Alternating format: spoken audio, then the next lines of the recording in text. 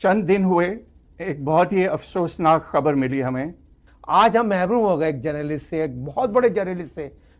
Cricket board के chairmanship से हटा दिया कि वो एक ट्रक की लाल बत्ती है उसको दिखाते हैं। ऐसी क्या नौबत आ गई जिसकी वजह से सेंटर कॉन्ट्रैक्ट को इतना हाईलाइट कर दिया गया। करोड़पति तो वैसे ही हो गया। उन्होंने ये बात कही, मैं साजिद खान की तरह खेलना चाहता था। ए बी जो है इसमें खिलाड़ी जो हैं वो होंगे जो कि टेस्ट मैच और वनडे मैचेस खेल सकते होंगे। सी कैटेगरी बनाई है ऐसे प्लेयर्स की जो कि T20 खेल सकेंगे। इंग्लैंड से इंपोर्ट होकर आए डॉक्टर साहब जो बहुत ही स्ट्रिक्ट नजर आ रहे हैं।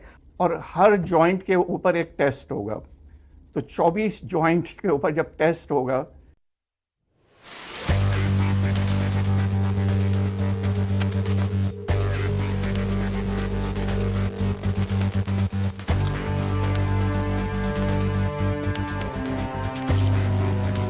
अस्सलामुअलैकुम वरहमतुल्लाहि वबरकातुहू। मेरा नाम इलियास चौधरी है और मैं आपकी खिदमत में हाजिर हूँ एक नई एपिसोड क्रिकेट विकेट। ये आपकी खिदमत में इंटरनेशनल आर्ट सोसाइटी की जानिब से पेश किया जाता है। उम्मीद है कि आपने हमारा जो चैनल है इंटरनेशनल आर्ट सोसाइटी का उसको सब्सक्राइब किया हुआ है। अगर नहीं किया तो इसी वक्त आप सब्सक्राइब करें ताकि आप बहुत से डिफरेंट इश्यूज़ के ऊपर और यहाँ पे ख़ास तौर पे क्रिकेट के बारे में और स्पोर्ट्स के बारे में आपको मुस्तनद इंफॉर्मेशन मिलती है। तो ज़रूर इसको सब्सक्राइब करें, इसको शेयर करें और लाइक करें और कमेंट्स दें ताकि हम अपने प्रोग्राम्स को इम्प्रूव कर सकें। चंद दिन हुए एक बहुत ही अफसोसनाक खबर मिली हमें, क्योंकि हम सब का ताल्लुक जर्नलिज़म से है और मीडिया का ताल्लुक जर्नलिज़म से है। तो हमारे क्रिकेट के बहुत बड़े जर्नलिस्ट जो कि क्यू के नाम से मशहूर थे, कमर अहमद साहब, उनका इंतकाल हो गया। इन्ना लिल्लाहि व इन्ना इलैहि राजिऊन। अल्लाह सुब्हानहू व तआला उनकी मग़फ़िरत फरमाए, उन्हें जन्नत में आला मुकाम नसीब फरमाए और उनके जितने भी अहबाब, दोस्त, फैमिली मेम्बर्स और जितने भी फ़ैन्स हैं पूरी दुनिया में, अल्लाह सुब्हानहू व तआला उन्हें सब्र जमील अता फरमाए। आमीन सुम आमीन। कमर अहमद साहब जो हैं ये 1937 में बिहार में पैदा हुए। इसके बाद जब पाकिस्तान बना तो पाकिस्तान में हैदराबाद सिंध में वो आ गए अपनी फैमिली के साथ और फर्स्ट क्लास क्रिकेट में उन्होंने अपना जब कदम डाला तो उनका पहला मैच जो था वो मशहूर टेस्ट क्रिकेटर मुश्ताक मोहम्मद का भी पहला फर्स्ट क्लास मैच था। इस मैच में उन्होंने मुश्ताक मोहम्मद को भी आउट किया और उनके भाई हनीफ मोहम्मद को भी आउट किया। वो काफ़ी उनकी तबीयत में काफ़ी मज़ाक था, मतलब काफ़ी मजाक करते थे। तो उन्होंने मजाक में ये कहा कि हनीफ मोहम्मद जो हैं उनकी बॉल पे जिस तरह आउट हुए हैं तो उन्हें खेलने का और सीखने का इतना मौका मिला हनीफ भाई को कि उन्होंने उसकी अगली इनिंग में 499 रन बना डाले हनीफ मोहम्मद ने। तो उन्होंने कहा कि इसमें मेरा यह हाथ था कि मेरे बॉल पे क्योंकि वो आउट हुए थे तो उन्होंने मेरी बॉल से काफ़ी कुछ सीखा। उनकी खसूसियत यह है कि उन्होंने 450 टेस्ट मैचेस में रिपोर्टिंग की, जो कि सिर्फ 2 और लोगों को ये एजाज़ हासिल है। इसके अलावा उन्होंने 738 वनडे इंटरनेशनल मैचेस की रिपोर्टिंग की और 1975 से लेके 2007 तक जितने भी वनडे वर्ल्ड कप हुए उसकी रिपोर्टिंग भी उन्होंने की। वो खुद कहते हैं कि उनकी ज़िंदगी का सबसे बड़ा और सबसे ऐसा मौका वो था जब 1992 में पाकिस्तान ने मेलबर्न में वर्ल्ड कप जीता और ये उनके लिए खुशी भी थी। वो इंग्लिस्तान चले गए थे और वहाँ से BBC और दीगर इदारों की जानिब से वो रिपोर्टिंग भी करते थे और क्रिकेट की कमेंट्री भी करते थे। उन्होंने न्यूजीलैंड जो टीवी है उसके ऊपर भी कमेंट्री की। अभी मैं थोड़ी देर के बाद जो आज हालात हैं पाकिस्तान क्रिकेट के और जो अभी सेंट्रल कॉन्ट्रैक्ट की बात हो रही है उसमें भी कमर साहब की एक हिस्ट्री में से एक इक़्तिबास आपकी खिदमत में पेश करूँगा। लेकिन इस मौके पे ये भी मैं बताता चलूँ कि जहाँ पे वो आके मुकीम हुए यानी हैदराबाद, वहाँ पे ही नियाज स्टेडियम में दुनिया का 1000वां टेस्ट मैच खेला गया था, जो कि पाकिस्तान और न्यूजीलैंड के दरमियान हुआ था। इस मैच में जावेद मियांदाद ने 2 इनिंग में सेंचुरी की थी और पाकिस्तान ये मैच जीत गया था ज़हीर अब्बास की क़यादत में। इस मैच की भी उन्होंने रिपोर्टिंग की। और फिर जब 2000वां मैच हुआ लॉर्ड्स पे इंग्लिस्तान और भारत के दरमियान, उसमें भी इन्होंने रिपोर्टिंग की और वो मेन रिपोर्टर थे इन दोनों मैचेस के। तो ये भी उन्हें एजाज़ हासिल है। तो अगेन हमारे साथ फर्स्ट क्लास क्रिकेटर साजिद भाई मौजूद हैं स्टूडियोज़ में। तो साजिद भाई, आपका कमर भाई के साथ कैसा ताल्लुक़ रहा? बहुत शुक्रिया इलियास भाई, आपको अस्सलाम वालेकुम। तमाम दुनिया भर में आज देखने वालों का सब बहुत ही अफसोस के साथ जितना अच्छा इंट्रो हर चीज़ को कवर किया इलियास चौधरी साहब ने। कमर अहमद साहब दुनिया क्रिकेट के सहाफ़त का एक बहुत बड़ा नाम, अगर सर कमर अहमद कहा जाए तो उसमें कोई दो राय नहीं है। और जितनी उन्होंने पाकिस्तान के लिए कवरेज की और दुनिया में जाके पाकिस्तान का नाम रोशन किया, प्राउड महसूस करते हैं। मगर इन्नलिल्लाहि व इन्ना इलैहि राजिऊन। कमर अहमद साहब जो 89 की उम्र में जाकर उनका इंतकाल हुआ। मेरा ताल्लुक़ यकीनी तौर पर बहुत बड़े भाइयों के तना रहा। कराची जिम खाना में वो हमेशा बैठते थे, मगर उनका ताल्लुक़ डॉक्टर मोहम्मद अली शाह और फैज़ मोहम्मद ख़ान के साथ बहुत करीबी था। इंग्लैंड से, आपने इंट्रो में बताया, इंग्लैंड से वो आते थे। डॉक्टर मोहम्मद अली शाह खुद इंग्लैंड में रहते थे और पढ़ते थे, उनके दोनों जूनियर मानी इंग्लैंड में पढ़ते थे, तो बहुत करीबी दोस्ती थी। मगर क्रिकेट उनके खूनों में थी। जब पाकिस्तान में आते summer camp Asghar Ali Shah stadium में रखता था तो वहाँ पर वो आके कवर करते थे और बैठते थे क्रिकेट को। मगर कराची जिम खाना में फैज़ मोहम्मद ख़ान, जिनका ताल्लुक़ भी हैदराबाद से, पाकिस्तान के सबसे बड़े डॉक्टर, प्लास्टिक सर्जरी के डॉक्टर थे, और वो कमर भाई डॉक्टर शाह दुनिया में अब नहीं रहे। तो ये ऐसी लम्हात है। मुझे एजाज़ इसलिए, प्रोग्राम साजिद खान के साथ में मेट्रो टीवी पे एक प्रोग्राम करता था, वो इंटरव्यू मैंने डिफेंस में उनके घर जाके किया और मैं बहुत खुश नसीब हूँ। जब मैंने उनका इंटरव्यू किया तो उन्होंने वो बातें की जो लोग सुनना चाहते थे, बहुत सराहा। और जब मैं मॉर्निंग शो में उनके साथ डिफरेंट चैनल पर बैठता था, बहुत हौसला अफजाई करते थे और हमेशा एक चीज़ कहते थे, आराम से बोलो और तुम बोलते बहुत अच्छा हो। तो मैं आज यकीनी तौर पर बहुत मुझे दुख हुआ, मगर कमर अहमद साहब का नेमल बदल नहीं है। क्या हमने कमर अहमद साहब की वो रिस्पेक्ट की, जो मुकाम उन्होंने उस दुनिया को दिया वो उनको मिला, मैं नहीं समझता मिला होगा। मगर ऐसे लोग बार बार पैदा नहीं होते और मैं अल्लाह ताला का जितना भी शुक्र अदा करूं, पाकिस्तान ने हर शोबे में बहुत बड़े बड़े लोग दिए हैं, मगर कमर अहमद साहब जैसा बड़ा जर्नलिस्ट जिसने पाकिस्तान का नाम दुनिया में जाके रोशन किया, मैं जितना भी इस बात को इस तरह बताता हूँ, आज हम महरूम हो गए एक जर्नलिस्ट से, एक बहुत बड़े जर्नलिस्ट से। किसी की भी आप बात कर लें, किसी क्रिकेटर की बात कर लें, किसी भी जर्नलिस्ट की बात कर लें, कहीं ना कहीं कमर अहमद साहब ने उसकी हौसला अफजाई की होगी। जी, बहुत बहुत शुक्रिया साजिद भाई, आपने बताया। तो नाज़रीन कराम, ये एक अफसोसनाक खबर थी। कमर अहमद साहब जो हैं हमारे दरमियान नहीं रहे, लेकिन हम दीगर प्रोग्राम्स में उनके बारे में बात करते रहेंगे और आज हम उनके लिए दुआ गो हैं कि अल्लाह सुब्हानहू व तआला उन्हें मग़फ़िरत दे, उन्हें और जन्नतुल फ़िरदौस में आला मुक़ाम नसीब फरमाए, आमीन। जैसा मैंने शुरू में कहा था कि कमर भाई की एक चीज़ जो कि आज आप सुन रहे हैं हर तरफ बाज़ गश्त है, क्रिकेट कॉन्ट्रैक्ट्स की। और साजिद भाई ने पहले बताया था कि एक कैटेगरी ए आने वाली है दोबारा से, तो उसकी तरफ अभी हम जाएंगे। लेकिन एक चीज़ मुझे यादों के दरीचे में झांक कर याद आई कि कमर भाई उस कमरे में मौजूद थे जिसमें तकरीबन 10 या 11 के करीब पाकिस्तान के टॉप के प्लेयर्स मौजूद थे, जिनमें उस वक्त उस चीज़ को आगे लेके चल रहे थे आसिफ इकबाल।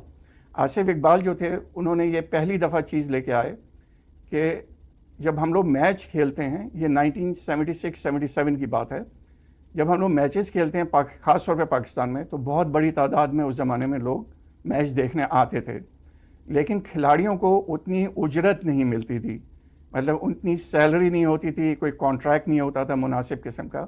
तो ये आसिफ इकबाल थे जिन्होंने पहली दफ़ा इसकी कोशिश की और एक पूरा डेलीगेशन लेके गए। और जब ये डेलीगेशन लेके जाने वाले थे तो जिन लोगों के साथ मुशावरत हुई थी उसमें कमर अहमद साहब भी वहाँ पे मौजूद थे उस कमरे में। और फिर उसके बाद आसिफ इकबाल अब्दुल हफीज़ कारदार साहब के पास गए और उनके साथ 3-4 और भी प्लेयर्स मौजूद थे और इन्होंने कहा कि हमारी सैलरीज बढ़ाई जाएं। अब्दुल हफीज़ कारदार ने कहा कि कितनी करनी चाहिए, तो इन्होंने कोई नंबर बताया उन्हें, तो उन्होंने कहा ठीक है, कल तक फैसला करते हैं हम लोग। जब ये प्लेयर्स वापस आए तो उसके 3 घंटे के बाद अब्दुल हफीज़ कारदार ने टीम अनाउंस कर दी जो ऑस्ट्रेलिया और वेस्ट इंडीज़ के दौरे पे जाने वाली थी, और इन सब के सब 10 या 12 खिलाड़ी जो उधर इस पूरी तहरीक में शामिल थे, इन सब को टीम से निकाल दिया और एक बिल्कुल ब्रांड न्यू टीम तैयार करके अब्दुल हफीज़ कारदार साहब ने अनाउंस कर दी। तो ये तमाम प्लेयर्स जो थे फिर जुल्फ़िकार अली भुट्टो साहब के पास गए जो कि वज़ीर आज़म थे, उनसे शिकायत की कि ये हालात पैदा हो गए। तो फिर जुल्फ़िकार अली भुट्टो ने अब्दुल हफीज़ कारदार को क्रिकेट बोर्ड के चेयरमैनशिप से हटा दिया और फिर ये तमाम प्लेयर्स वापस आ गए, इनकी सैलरीज भी बेहतर हो गई। तो ये एक दास्तान थी जिसमें कमर साहब भी मौजूद थे। तो साजिद भाई, अब आज के दौर में हर तरफ कॉन्ट्रैक्ट सेंट्रल कॉन्ट्रैक्ट, इसकी गुफ्तगू जारी है और काफ़ी डिफरेंट किस्म के ए बी सी और बी सी, इस तरह के बेशुमार पूरी ABC उन्होंने सिखा दी इन कॉन्ट्रैक्ट्स ने। क्या ये कॉन्ट्रैक्ट्स वही हैं जो कि हमेशा होता आया क्रिकेट बोर्ड के साथ कि वो एक ट्रक की लाल बत्ती है उसको दिखाते हैं और लोग फिर उसके इर्द गिर्द घूमते हैं, उसके पीछे भागते हैं, लेकिन कुछ समझ नहीं आता? तो क्या ये यही दास्तान है? बिल्कुल यही दास्तान है। और ये दास्तान यकीनी तौर पर क्यों हुई, सवाल ये पैदा होता है सेंट्रल कॉन्ट्रैक्ट की ऐसी क्या नौबत आ गई जिसकी वजह से सेंट्रल कॉन्ट्रैक्ट को इतना हाईलाइट कर दिया गया। इतनी सेंट्रल कॉन्ट्रैक्ट पर बातें हो रही हैं, पाकिस्तान के तमाम चैनल इस पर बात कर रहे हैं। और सेंट्रल कॉन्ट्रैक्ट यकीनी तौर पर एक ऐसा नॉर्मल रूटीन होती है, मगर हमारे लड़के जो प्लेयर पावर थी ना, उन्हें 2024 में 2023 में PCB के साबिक चेयरमैन के घर पे चले गए, अपने आप को मनवाया, प्लेयर पावर ने मनवाया, जाके कॉन्ट्रैक्ट चीफ सेलेक्टर के साथ जाके साइन करा के आ गए। उसके बाद बोला ये है डंके की चोट पे हम जो कहेंगे। टीम को, खिलाड़ियों को खेलने की परवाह नहीं है, सेंट्रल कॉन्ट्रैक्ट की परवाह थी। और बहुत से क्रिकेटर, इलियास चौधरी भाई, बहुत से क्रिकेटर साइन नहीं करते थे सेंट्रल कॉन्ट्रैक्ट जो साइन होते हैं ना, पेपर पे आप साइन करते हैं, हमने पढ़ लिया। तो बहुत से क्रिकेटर तो ऐसे भी होते थे तो बगैर पढ़े साइन कर देते क्योंकि उन्होंने क्रिकेट खेलनी है और तीनों फॉर्मेट क्रिकेट खेलनी है। मगर आज आपके मुंह के जबानी बहुत सी चीजें ऐसी पता चली, ABCD, और उसके साथ तमाम जो वनडे और टेस्ट मैच और 2020 और प्राइवेट लीग, इसमें एक चीज जो मुझे पता चल रहा है, टेस्ट में चलो आपको बहुत ज्यादा पैसे मिल जाएंगे, मगर 2020 खेलने वाला जो प्राइवेट लीग खेलने वाला है, वो 5 दिन का जो टेस्ट मैच है उसको 15 लाख रुपए मिलेंगे। कितने टेस्ट मैच होंगे? 9 टेस्ट मैच हैं आपकी इस रैंकिंग में, और 2020 आपके 24 हैं, तो वो करोड़पति तो वैसे ही हो गया। मगर सवाल ये पैदा, सेंट्रल कॉन्ट्रैक्ट जो होते थे वो पब्लिक क्यों नहीं हुए? पहले तो तमाम सेंट्रल कॉन्ट्रैक्ट पाकिस्तान के खिलाड़ियों की 60 लाख रुपए फीस है, 4 लाख फीस है, वो तमाम पब्लिक हो जाती थी। मगर अभी पिछले दिनों बड़ी इंपॉर्टेंट जो आकिब जावेद हैं, जो करता धरता हैं, मगर मैं आपके इस प्रोग्राम के तवज्जो से एक बात करते चलूं, मगर आज दुख के साथ कहना पड़ेगा, यूनुस खान जैसा ग्रेटेस्ट प्लेयर, देखिए मैं यूनुस खान जो मुझे ये कहते हैं, आप उस बात के गवाह हैं, उन्होंने ये बात कही मैं साजिद खान की तरह खेलना चाहता था, तो मेरे लिए बहुत बड़ा प्राउड मैं था ह्यूस्टन में बात की। और यूनुस खान ऐसे प्लेयर नहीं थे, उन्होंने 10,000 रन बनाए और 9,000 रन वनडे में बनाए, 2009 वर्ल्ड कप जिताए। पाकिस्तान की आज तक उस जैसा ग्रेटेस्ट प्लेयर, उस जैसा ग्रेट कोच नहीं है। मगर क्या ऐसी वजूहात थी? यूनुस खान जो मेरे अपने जराए बताते हैं लाहौर में मौजूद थे, उसके बाद नजर नहीं आए। और दूसरी चीज इलियास भाई, इस प्रोग्राम के तवज्जो से, जो पाकिस्तान का हेड कोच है सरफराज अहमद, वो जो लोग बैठे हुए उसमें वो नजर नहीं आ रहा, प्लेयरों में बैठा हुआ। क्या हो रहा है इलियास भाई? जी साहिब भाई, अभी इस पे बात करेंगे इंशाल्लाह, और काफी दिलचस्प पहलू आपने बताया और एक सही डायरेक्शन में जा रहे हैं लग रहा आप। और ट्रक की जो बत्ती है वो अभी आपको नजर आ रही है। एक मिनट रुके सर, अब मुझे अरबा कॉफी पीनी पड़ेगी, क्योंकि अरबा कॉफी, क्योंकि मैं टेंशन में आ गया था, और ये अरबा कॉफी यकीनी तौर पर बहुत ज़रूरी है कि टेंशन रिलीज करने के लिए। अरबा कॉफी यकीनी तौर पर शुगरलैंड एयरपोर्ट के करीब है, और रिचमंड के कोने पे है। ज़रूर जाइए, ट्राई कीजिए। तो नाज़रीन कराम, एक छोटा सा ब्रेक लेते हैं, उसके बाद दोबारा हाजिर होंगे। ये आपकी खिदमत में पेश किया जाता है इंटरनेशनल आर्ट सोसाइटी की जानिब से। आप उम्मीद है कि तमाम इंटरनेशनल आर्ट सोसाइटी के चैनल्स को सब्सक्राइब कर रहे होंगे, इन्हें लाइक कर रहे होंगे, अपने अहबाब के साथ शेयर कर रहे होंगे, कमेंट्स दे रहे होंगे। कमेंट से हमारी हौसला अफजाई भी होती है। साथ में अगर आप जो टॉपिक्स जिनके बारे में आप मज़ीद जानना चाहते हों या ऐसे गलती की हो हमने किसी भी चीज़ में प्रोग्राम में, तो उसकी निशानदेही ज़रूर करें ताकि हम बेहतर कर सकें अपने प्रोग्राम को। तो जिस तरह बात हो रही है पाकिस्तान में जो सेंट्रल कॉन्ट्रैक्ट्स की, तो सिर्फ आपको मुख्तसरन ये बताते चलें कि पाकिस्तान ने जो कॉन्ट्रैक्ट्स बनाए हैं उसमें एक कॉन्ट्रैक्ट है ए बी जो है, इसमें खिलाड़ी जो हैं वो होंगे जो कि टेस्ट मैच और वनडे मैचेस खेल सकते होंगे। ज़रूरी नहीं कि वो सिलेक्ट हों, लेकिन इन कैटेगरी के प्लेयर्स को तरजीह दी जाएगी कि वो टेस्ट मैच और वनडेज खेलें। फिर एक ए कैटेगरी है जो कि सिर्फ और सिर्फ टेस्ट मैच की होगी। फिर उन्होंने एक कैटेगरी बी की बनाई है जो कि सिर्फ और सिर्फ वनडे इंटरनेशनल की होगी, लेकिन साथ में उन्होंने एक बी और सी की कैटेगरी भी बनाई है जिसमें वो खिलाड़ियों को तरजीह दी जाएगी जो कि वनडे मैचेस और T20 मैचेस के लिए एलिजिबल होंगे। और फिर एक बिल्कुल सी कैटेगरी बनाई है ऐसे प्लेयर्स की जो कि T20 खेल सकेंगे। ख़ास तौर पे उनके पास ये एडवांटेज होगी कि वो दुनिया में कहीं भी फ्रेंचाइज क्रिकेट हो रही हो तो वो जाके खेल सकते हैं। लेकिन जो ऊपर की कैटेगरीज अभी मैंने बताई हैं उन पे थोड़ी सी रिस्ट्रिक्शंस होंगी कि वो हर लीग में जाके नहीं खेल सकेंगे। और आखिरी एक उन्होंने कैटेगरी बनाई है डी में वो लोग होंगे जो कि इमर्जिंग प्लेयर्स होंगे, अंडर 19 के हुए, या पाकिस्तान की जो नेशनल क्रिकेट एकेडमी है वहाँ पे प्लेयर्स को तैयार किया जा रहा है। फिर एक शाहीन्स की टीम है जो कि पाकिस्तान ए टीम कहलाती है, उसके जो प्लेयर जो इमर्जिंग हैं, मतलब हमें नज़र आ रहा है कि आगे चल के पाकिस्तान की खिदमत अच्छे अंदाज में करेंगे, उनकी कैटेगरी है। तो साजिद भाई, ये तो बहुत सारी कैटेगरीज बना दी और इसमें समझ नहीं आ रही कि किस तरह होगा ये सब कुछ।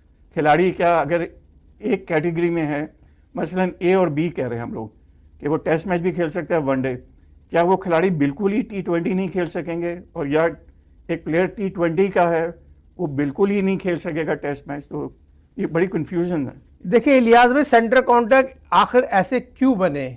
आपकी आईसीसी में कोई रैंकिंग नहीं है। माजरत के साथ आपकी जो 20 रन की जो आईसीसी रैंकिंग है प्लेयरों की, उसमें से बाबर आजम 6 नंबर पे हैं बैटिंग के औसत से, और बॉलिंग में अबरार मेरे ख्याल में थोड़े से बेहतर हैं, वो थोड़ा सा आईसीसी के रैंकिंग में ऊपर आ गए हैं। तो इसी तरह आप देखें बॉलिंग में कोई भी ऐसा, जो शाइन की बात करूं कि कोई भी ऐसा बॉलर आईसीसी की रैंकिंग में नहीं आ रहा। लगमिया फिक्रिया है पाकिस्तान की, टेस्ट मैच, वनडे, 2020 जो भी क्रिकेट आप खेल रहे हैं मौजूदा 4, 5, 7, 8 साल में कोई इतनी एक्स्ट्राऑर्डिनरी कारकर्दगी नहीं है।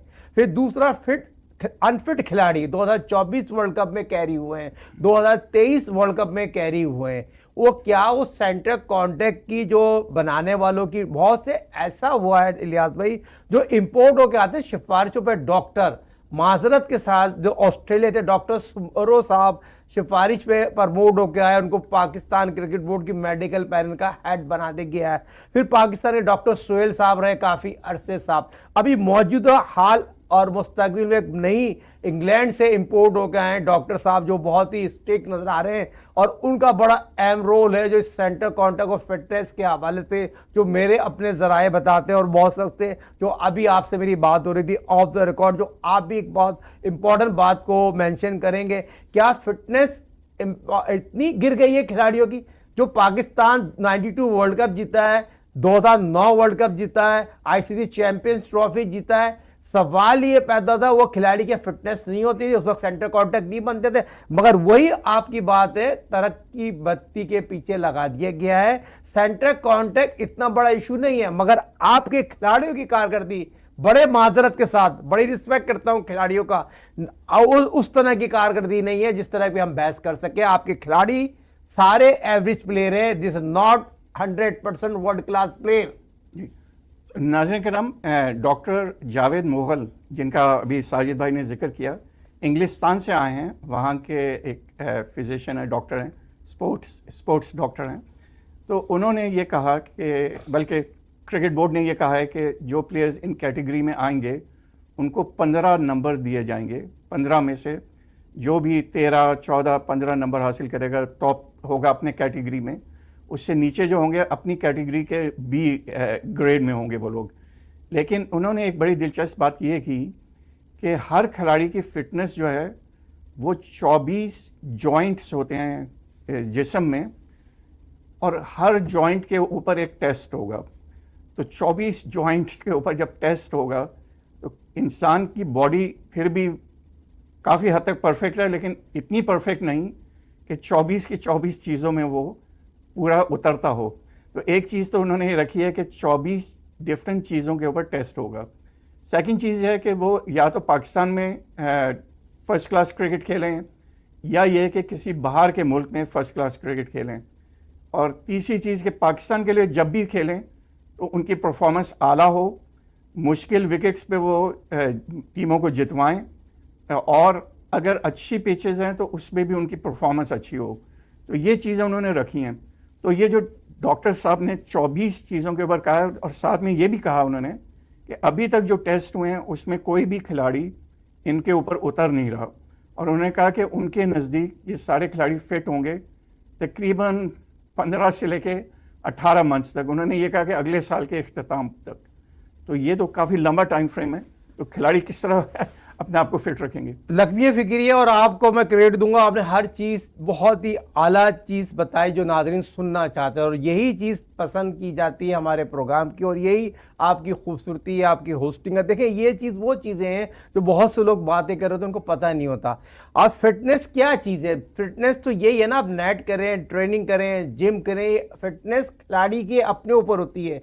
आज मुझे बताइए, फिटनेस जो होती है, जो खिलाड़ी पाकिस्तान के ग्रेटेस्ट प्लेयर गुजरे, उनके नाम नहीं लूंगा, वो उनको पता है मेरी फिटनेस क्या है। ग्राउंड में मैं 10 राउंड लगा सकता हूं, आधा घंटा नेट कर सकता हूं और फील्डिंग कर सकता हूं। वो खिलाड़ी को पता होता है, जब जाके वो पाकिस्तान के वर्ल्ड क्लास प्लेयर बनते हैं और बने, उन वर्ल्ड क्लास प्लेयरों के साथ मैं रहा हूं और मैंने प्रैक्टिस की है, टाइम गुजारा है। अगर आज के जो आप जिन लोग सेंटर काउंटी की बात कर रहे हैं, इनमें कौन से प्लेयर हैं जो काउंटी जाके खेलते हैं, पाकिस्तान की फर्स्ट क्लास क्रिकेट को तरजीह देते हैं? आपके जब से बड़े प्लेयर बाबर आजम ने कौन सी फर्स्ट क्लास क्रिकेट खेली और कौन से फर्स्ट क्लास क्रिकेट में जाके 4 रोजा मैच खेला हो? पिछले प्रोग्राम में भी मैं आपको ये बात बताई थी। बताने का मकसद तो इसलिए होता है क्योंकि ये लोग प्लेयर पावर थी। अब सैयद मोहसिन नकीब जो पीसीबी के चेयरमैन है, क्योंकि काफी दिनों से बहुत मसरूफ थे, जो उनको पास टाइम नहीं मिल रहा था, जो उनके बैकअप में टीम थी, खासतौर पर आकिब जावेद, और उन्होंने उनको ज्यादा, क्योंकि हमें आकिब जावेद मेरे दोस्त भी है, मेरे साथ क्रिकेट भी खेले, मगर सवाल ये पैदा, जो आकिब जावेद की तो गुफ्तगू सुन रहा हूं, और उस जर्नलिस्ट को मैं सलाम पेश करता हूं जो उसने बहुत ही आला सवाल किया आकिब जावेद से। आकिब जावेद लाहौर के अंदर के लिए 7-8 साल से काम कर रहे थे और नेशनल क्रिकेट एकेडमी में 2.5 साल से काम कर रहे हैं। क्या उस वक्त ये चीजें नहीं हो रही थी? उनके नाक के नीचे ये चीजें नहीं हो रही थी? तो सवाल ये पैदा है, अब सैयद मोहसिन नकवी साहब इस कोशिश कर रहे हैं पाकिस्तान की क्रिकेट, पाकिस्तान के खिलाड़ियों की फिटनेस एक सही सेप में आ जाए, जैसे कि आपने बताया। तो बहुत बहुत शुक्रिया साजिद भाई, आपने बहुत ही ज़बरदस्त अंदाज में इस कॉन्ट्रैक्ट को एक्सप्लेन किया और जितनी भी लाल बत्तियां हैं उनकी निशानदेही की। और हमारे प्रोग्राम में हमेशा यही रह जाता है कि एक तशनगी होती है कि बहुत से पॉइंट्स हम कवर नहीं कर पाते, लेकिन यकीनन आप इंतज़ार में होंगे कि जब हम अपना अगला प्रोग्राम करेंगे तो उसमें इन तमाम चीज़ों को हम मज़ीद कवर करेंगे और आपकी खिदमत में इस पूरे कॉन्ट्रैक्ट को मज़ीद ऐसे अंदाज में एक्सप्लेन करेंगे। उम्मीद है कि आज का प्रोग्राम आपको बहुत पसंद आया होगा। अगले प्रोग्राम तक के लिए इजाज़त। अस्सलामु अलैकुम व रहमतुल्लाहि व बरकातुहू।